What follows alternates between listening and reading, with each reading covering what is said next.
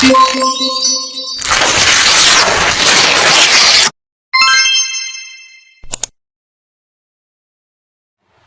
semuanya, perkenalkan nama saya Resi Gerbia Julianti, MPM 099, saya dari Prodi Ilmu Hubungan Internasional B.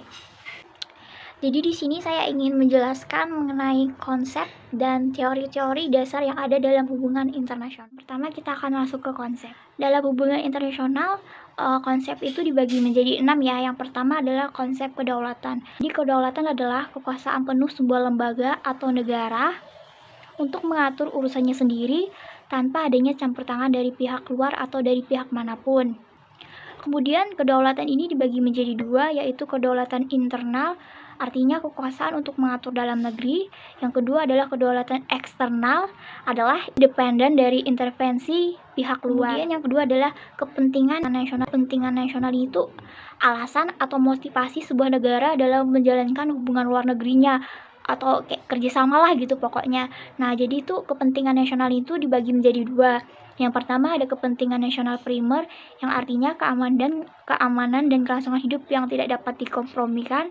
Kemudian yang kedua kepentingan nasional sekunder, yang artinya kepentingan lain yang masih bisa dikompromikan. Kemudian yang selanjutnya adalah power. Jadi power ini tuh apa saja yang dapat menciptakan atau mempertahankan pengendalian atau pengaruh suatu pihak atas pihak lain.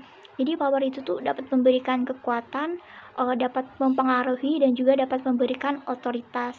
Kemudian ada konflik.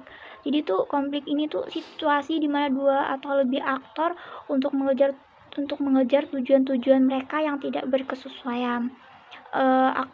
Jadi konflik ini tuh tidak selalu dalam bentuk kekerasan atau perang. Bisa aja konflik tuh dalam bentuk sengketa, ketegangan atau persaingan. Selanjutnya ketergantungan. Jadi tuh ketergantungan tuh situasi di mana sebuah pihak ditentukan atau dipengaruhi secara signifikan oleh pihak lain. Kemudian yang terakhir ada globalisasi. Jadi itu globalisasi adalah proses meningkatnya saling ketergantungan antar masyarakat sehingga peristiwa yang terjadi di satu bagian bumi dapat dengan cepat mempengaruhi masyarakat di bagian bumi yang lain. Jadi itu globalisasi ini tuh dipengaruhi oleh kemajuan teknologi komunikasi, informasi, dan transportasi. Kemudian dengan kemajuan teknologi tersebut mendorong terciptanya global society. Oke, selanjutnya kita akan masuk ke teori-teori dasar dalam hubungan internasional. Sebelum saya menjelaskan apa aja sih teori-teori dasar yang ada dalam hubungan internasional, saya akan menjelaskan sedikit mengenai apa sih itu teori. Jadi teori adalah seperangkat gagasan yang menyederhanakan realitas yang kompleks, sehingga kita dapat mendeskripsikan peristiwa-peristiwa yang telah terjadi, menjelaskan mengapa peristiwa tersebut terjadi dan memprediksi apa yang akan terjadi di masa depan. Yang pertama kita akan masuk ke teori dasar hubungan internasional realisme. Jadi tuh teori dasar realisme ini tuh juga bisa disebut dengan homo homini lupus. Apa sih alasannya kenapa teori realisme tuh bisa disebut dengan homo homini lupus? Jadi tuh teori realisme ini tuh menggambarkan sifat dasar dari manusia ya, yaitu yang cenderung egois, agresif, bahkan saling memangsa sesamanya. Teori ini tuh juga berasumsi bahwa negara adalah aktor utama yang dominan dalam hubungan internasional.